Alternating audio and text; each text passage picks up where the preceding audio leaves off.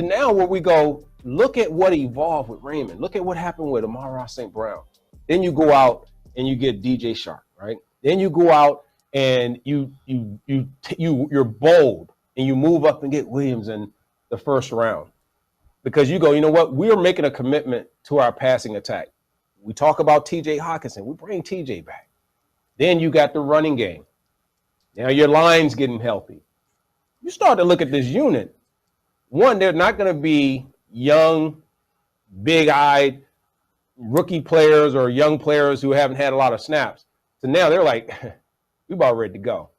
And they're going to bring a certain level of confidence that Coach Antoine Randall L is going to have a better job, you know, in terms of being able to bring them on, coaching them on a more complicated scheme, doing some different things in the offensive package that aren't going to be as basic or predictable as we saw last year.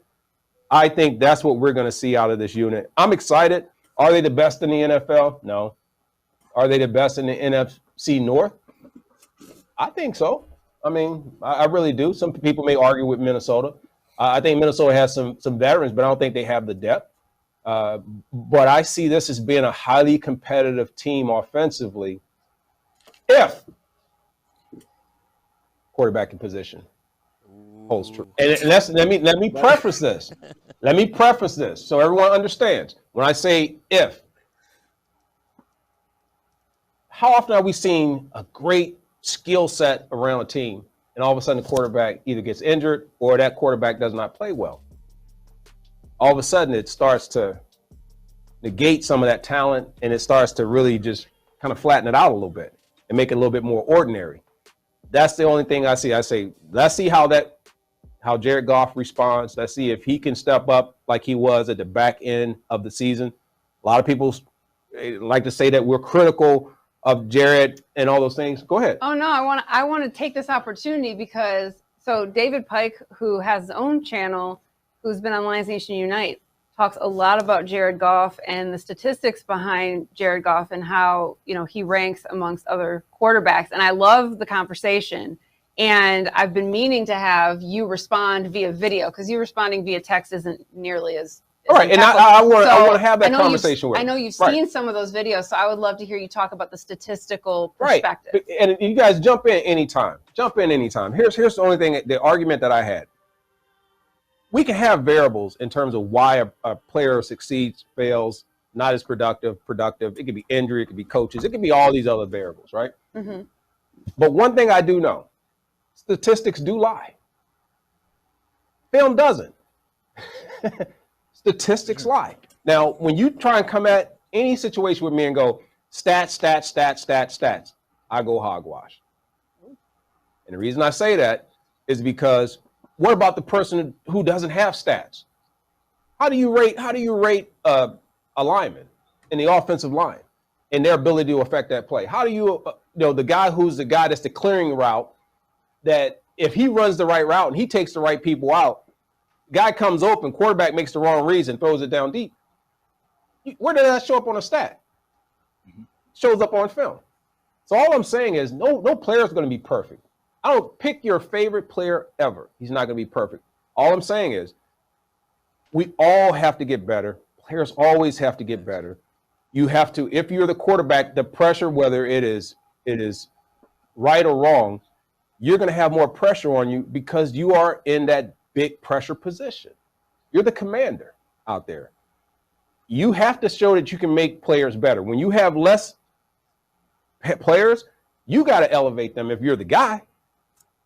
If I'm the number one, number two, his job is to try and help me get open, or I can make him better because I'm a number one. And I'm pulling cut. So it's cause and effect. But if I sit there and go, hey, he's just got to hit somebody, his stats say he's doing this and this. No, I don't roll off of stats. Stats lie. I'm taking that one to the bank. So that's all I'm saying on that. Don't disagree that you can use them. But that's why I say Jared Goff will be, everything is solidified. Last year we talked about, again, guys and young lady, we talked about the line and the injuries we had there. We had a rookie. Okay, that was going to be a reason if something didn't work. We talked about Swift and whether or not he could come back, or if he was going to be able to carry the load and all that. He proved that he's a dog. right? That Swift gets it. Herman's a huge. I'm a big Swift fan. Yeah, I love him. Then you look at the receiving unit. Yeah, those guys weren't quite right. No problem. I get that. But then now that you start putting pieces in place, Hawkinson's back, everybody's back. It narrows your focus. I'm looking at OC. I'm looking at quarterback. The other ones, they're gonna do what they do. I hate to say that. I don't know if they're wrong. The quarterback's gonna know if they're wrong. Everybody's gonna know if they're wrong. Chrissie, you've been around a lot of players. You understand the intangibles, whether they're good leaders or bad leaders, because you've been on that side. Is that important too for a quarterback to have that intangible asset? They're just born bred a leader. Yes, there's different types of leaders though. But absolutely to have what do they call it when you have the locker room, right? You need to have the confidence of your teammates. That's really important. Yeah, trust and confidence. Yeah. So if your teammates have to have confidence in you and trust in you. And a lot of times what ends up happening is the public doesn't have confidence in the player, but the teammates do. And so then they rally around the quarterback. But yeah, it's absolutely important. But leadership definitely looks different depending on the player. Do stats matter with Jared Goff? Yeah. Here's the stat that matters, okay? And I know this matters to all Lions fans. It's about do we win or do we lose, okay? That's the only stat that anybody cares about. And personally, that's the one that I care about with this whole situation. Now, he has to get us there. We know it comes down to that.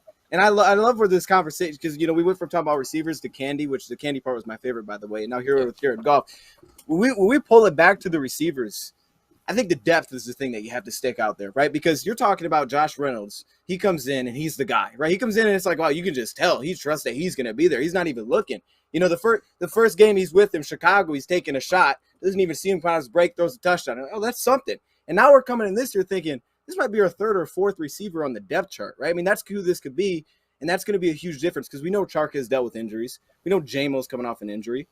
So the depth, I think, is big there. And I think H-Man made a great point that I don't want to go unnoticed there is because he said with basically the injuries that we had, it forced us to get creative with who we had on the roster. I look at a St. Brown. You were forced to move him outside. You were forced to give him different responsibilities because of how light you were at that positional group. But now you know what he can do heading into next year because you asked him, you put those things on his plate.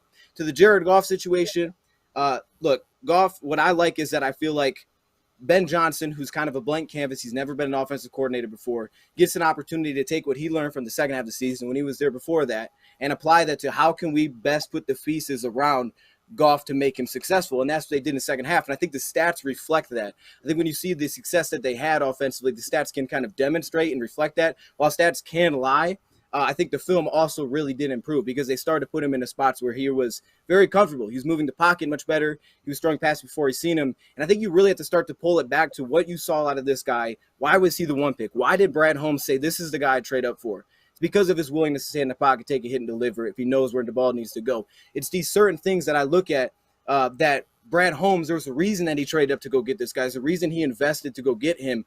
And Ben Johnson now has an opportunity to bring that out of him. Whereas when he was with LA, Sean McVay's thing, right? Sean McVay didn't say, I want to go draft Jared Goff. He was there. They did well. He extended him. Then he got stuck with it. Then there was frustrations, and then they won him out. Now it's an opportunity to really, for I think the first time in Goff's career, have a situation where it's like, look, you're the guy. Let's put the piece around you. Let's give you a shot and just see how it goes. And Ben Johnson, it's your first time as an OC, so work together on this. Make this thing happen. And I believe it will happen. I definitely think it will happen. I think it's going to go well this season.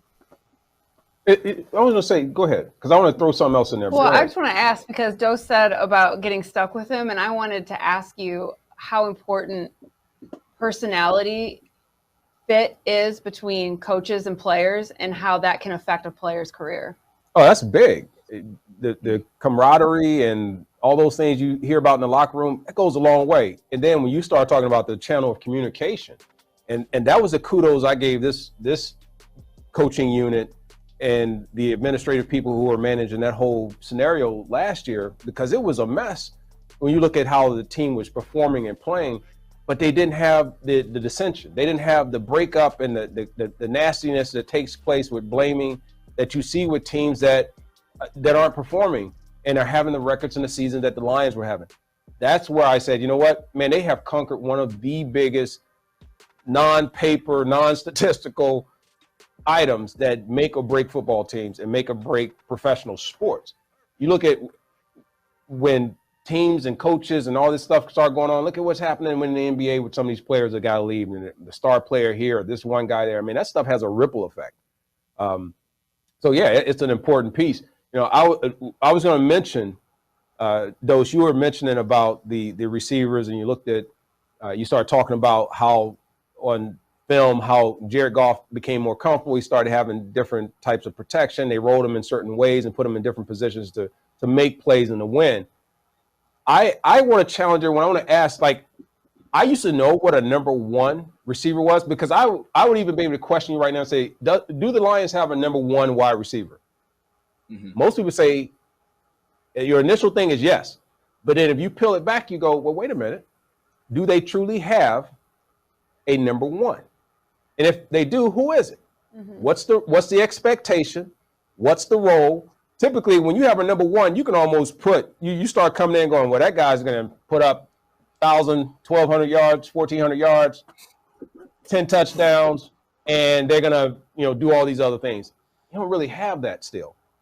And so do you really need to have a number one to be successful as an offensive unit?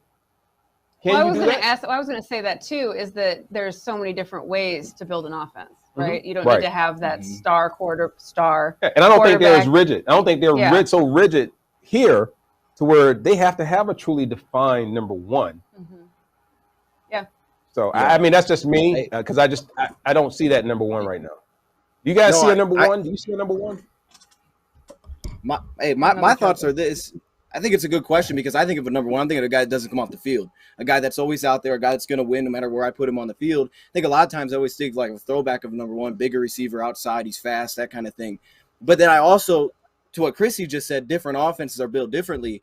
I mean, I think of like a Patriots. For a while, I was like, I don't know who their number one receiver is. Maybe it was Wes Welker, maybe it was, a little receiver, but it was always like, hey, Gronk, I know I can go to Gronk, right? That's the guy. I mean, is the number one the production that you put up? Because to me, it almost just seems like, well, what's that guy that I can trust when I know I'm throwing the football that I can go to? And for Brady, it was Gronk. For us, that could be Hawkinson. It feels like it's Amon-Ra St. Brown after what he did last season, but just that guy that, hey, I can put him in different spots because now St. Brown's shown us he can do that. He's limited in areas, but if I need something, if I need to find a receiver and I need to be like, hey, look, he's got a one-on-one, he's got to win that. Josh Reynolds became that in a way. I mean, I would argue he became that in a way for Goff, where it was like, I didn't need to see him. If I knew he had a one-on-one, if I knew that when I snapped the football, I can go that way with the football, and I'm trust that he's going to at least break it up. I'm not throwing a pick if I put it where he's supposed to be. I don't know. I mean, that's kind of my thoughts on it. But there is no guy that, if you're building a fantasy team, I don't know who'd you take high, because I'm like, I don't know. I don't know who that guy would be. If I'm drafting on Madden, I don't know if I'm drafting DJ Chark, in the first 3 rounds of a Madden fantasy draft, So I guess that's my thoughts on it. Yeah. To me, the unofficial stat is your number one is the one who makes the impossible play.